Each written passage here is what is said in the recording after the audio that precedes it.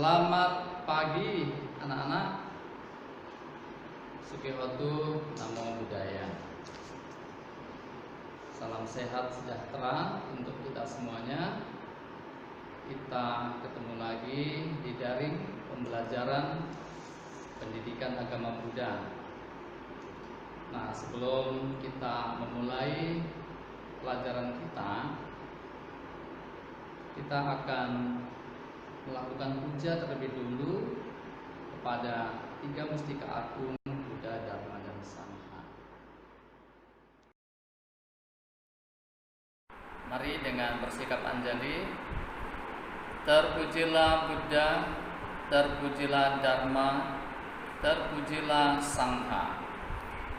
Arahang Sama Sambuddho Bhagava Buddhang Bhagawantang Abhiwademi Swakato Bhagavata Dhammo Dhammam Namasami Supatipanno Bhagavato Sawaka Sangho Sangham Namami.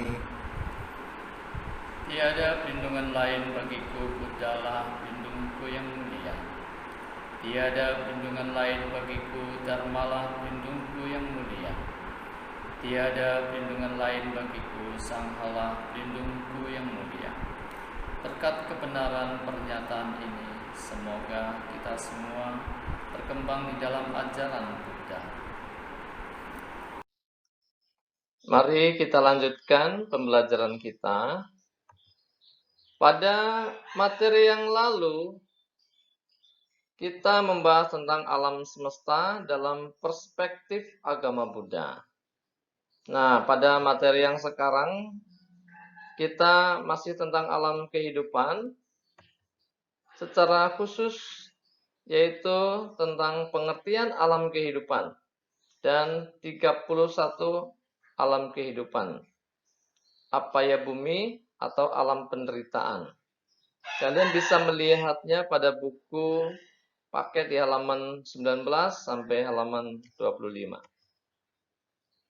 Nah, tujuan dari pembelajaran kita supaya kita bisa mengintegrasikan kesadaran dari sebab-sebab kelahiran di berbagai alam kehidupan.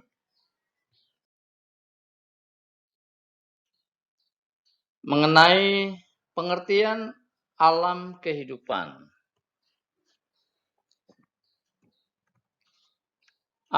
Di dalam agama Buddha, yang dimaksud dengan alam kehidupan merupakan tempat berdiamnya makhluk-makhluk yang memiliki kesadaran. Nah, ada berbagai macam jenis makhluk. Berdasarkan kesadarannya, makhluk-makhluk dikategorikan menjadi 4. Yang pertama yaitu makhluk yang kesadarannya dikuasai oleh nafsu indera. Yang kedua, makhluk yang kesadarannya mencapai keadaan rupa jana. Yang ketiga, makhluk yang kesadarannya mencapai keadaan tanpa rupa jana. Dan yang keempat adalah makhluk yang kesadarannya mencapai keadaan di atas dunia atau lokutara.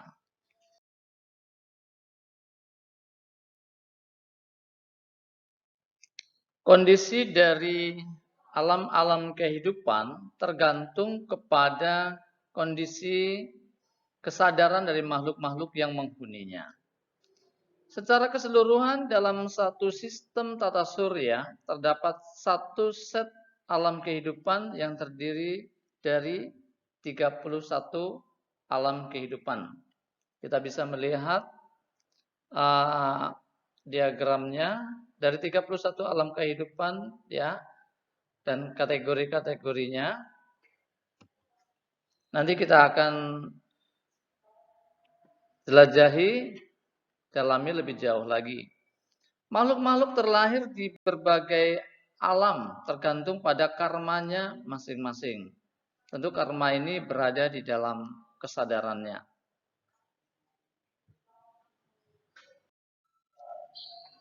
Dari 31 alam kehidupan tadi, kita akan mendalami terlebih dulu mengenai 4 alam penderitaan atau 4 alam apaya. Jadi ada 4 kategori alam penderitaan, yaitu yang pertama adalah Asura Yoni atau alam iblis. Yang kedua, alam peta atau alam hantu. Yang ketiga, Tiracana Yoni atau alam hewan. Dan yang keempat adalah alam neraka atau Niraya Yoni.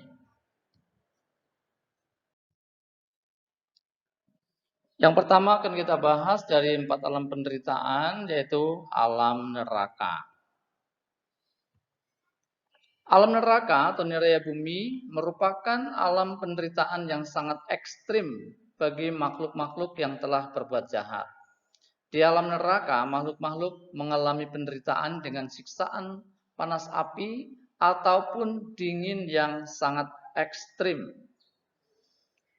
Makhluk-makhluk yang terlahir di alam neraka karena kekuatan dari perbuatan jahatnya yang didorong oleh sifat kebencian atau dosa gati.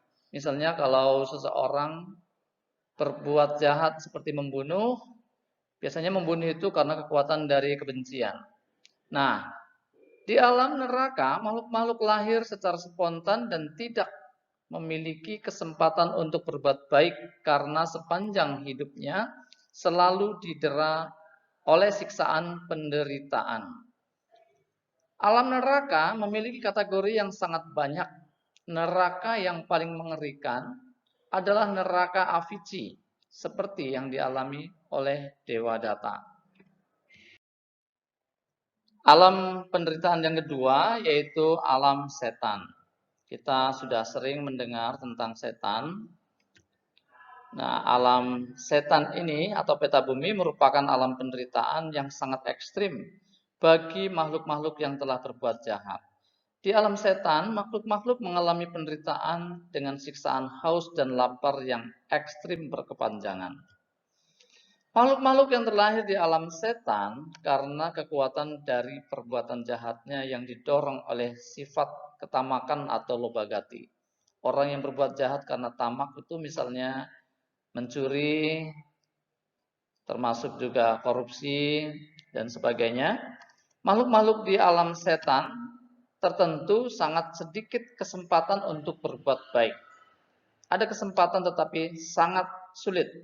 Kesempatannya yang terutama bila sanak saudara di dunia, yaitu manusia yang masih hidup, melakukan pelimpahan jasa atau yang disebut dengan patidana atau ulambana. Alam setan yang memiliki kategori yang sangat banyak dan mereka terlahir secara spontan. Di antaranya yaitu alam paradatu pajiwika peta, yaitu alam setan yang dapat menerima persembahan makanan dari manusia di dalam kegiatan persembahyangan. Alam penderitaan yang ketiga yaitu alam binatang. Kita tentu sering melihat binatang, mungkin di rumah kita ada. Alam binatang atau tiracana bumi merupakan alam penderitaan bagi makhluk-makhluk yang telah berbuat jahat. Di alam binatang, makhluk-makhluk mengalami penderitaan dengan ancaman, ketakutan, dan kekhawatiran dari bahaya-bahaya yang mengancam. Bisa bahaya dari sesama hewan, bahaya dari alam, atau bahkan mungkin bahaya dari manusia. Makhluk-makhluk yang terlahir di alam binatang karena kekuatan dari perbuatan jahatnya yang didorong oleh sifat kebodohan, moha gati. Termasuk juga orang yang masa bodoh, tidak mau tahu tentang situasi dan kondisi di sekitarnya. Makhluk-makhluk di alam binatang tertentu ada kesempatan untuk berbuat baik. Ada binatang yang mempunyai kesempatan berbuat baik. Misalnya seperti seekor gajah dan kera yang telah berbuat baik kepada Buddha ketika Buddha tinggal di hutan. Tentu hewan-hewan pada masa kini juga ada yang mempunyai kesempatan yang berbeda. Alam binatang juga memiliki kategori yang sangat banyak. Seperti yang kita pelajari di dalam pelajaran biologi di sekolah. Di alam binatang, makhluk-makhluk lahir melalui telur, kandungan, ataupun kelembaban. Binatang di alam halus lahir secara spontan. Jadi dua kategori binatang, yaitu alam binatang yang bisa kita lihat secara kasat mata, dan ada juga alam binatang yang sifatnya makhluk halus. Kemudian alam penderitaan yang keempat, yaitu alam raksasa. Kita sudah pernah tentu mendengar raksasa, ya, kata raksasa. Alam raksasa, asura bumi, merupakan alam penderitaan bagi makhluk-makhluk yang telah berbuat jahat. Di alam raksasa, makhluk-makhluk mengalami penderitaan karena dilanda oleh perasaan iri dan dengki terhadap kebahagiaan dan kemuliaan orang lain. Makhluk-makhluk yang terlahir di alam raksasa karena kekuatan dari perbuatan jahatnya yang didorong oleh sifat iri hati, isagati. Makhluk-makhluk di alam raksasa memiliki kesempatan untuk berbuat baik. Misalnya, dalam kisah Buddha, seorang yaksa bernama Alawaka yang ditaklukkan oleh Buddha dan akhirnya menjadi pengikut Buddha dan melaksanakan Pancasila. Alam raksasa juga ada beberapa jenis seperti yaksa, gandaba atau gendruwo yang kita dengar, naga, jin, dan sebagainya. Di alam raksasa, makhluk-makhluk lahir secara spontan. Sekilas tadi kita telah menyelami 4 alam penderitaan. Kita punya gambaran, tentu kita tidak ada keinginan untuk lahir hidup di alam tersebut. Berdasarkan struktur dari 31 alam kehidupan, alam-alam penderitaan atau apaya bumi hanya terdiri dari 4 alam. Namun, populasi penghuni dari 4 alam tersebut lebih banyak dibandingkan dengan populasi manusia. Jadi lebih banyak makhluk-makhluknya di 4 alam tersebut daripada di alam manusia. Sebuah perumpamaan menjelaskan, makhluk-makhluk di alam penderitaan adalah seperti berjuta-juta bintang di langit pada waktu malam hari. Sedangkan menjadi manusia adalah seperti bintang yang muncul pada waktu siang hari. Perbandingannya kira-kira seperti itu. Berdasarkan penjelasan tadi, kita bisa membuat suatu kesimpulan bahwa semua makhluk terlahir kembali di berbagai alam kehidupan sesuai dengan karmanya. Terlahir di alam apaya karena kekuatan dari perbuatan jahat, yaitu kalau terlahir di alam neraka karena kejahatan yang didorong oleh sifat benci. Kemudian terlahir di alam setan karena kejahatan yang didorong oleh sifat serakah. Terlahir di alam binatang karena kekuatan kejahatan yang didorong oleh sifat bodoh. Dan terlahir di alam asura karena kejahatan yang didorong oleh sifat iri, dengki, atau irisia. Pembahasan yang telah kita lakukan bersama tentu merupakan pembahasan yang belum secara lengkap dan mendalam, ya. Namun saya berharap kalian bisa memahami, punya gambaran yang sedikit lebih mendalam dan lebih banyak tentang alam-alam kehidupan, terutama di alam apaya. Untuk itu, supaya kita bisa menjajaki, melihat sejauh mana kalian mempunyai pemahaman tentang alam-alam tersebut, saya ingin memberikan tugas, yaitu tuliskan contoh-contoh perbuatan atau tindakan yang didorong oleh sifat dosa, loba, moha, dan irsya. Tuliskan pula kecenderungan dari akibat tindakan tersebut terhadap potensi kelahiran setelah mereka mengalami kematian. Nah, untuk penjelasan tentang alam-alam apa ya sampai di sini dulu. Kita akan ketemu lagi pada waktu yang akan datang, yaitu pada bab 2 alam kehidupan. Masih tentang 31 alam kehidupan, kita akan membahas tentang kama sugati bumi atau alam nafsu indera. Sampai di sini dulu persamaan kita untuk kali ini, anak-anak. Kita bertemu kembali di lain kesempatan. Semoga kita tetap sehat, jaga diri dengan baik ya.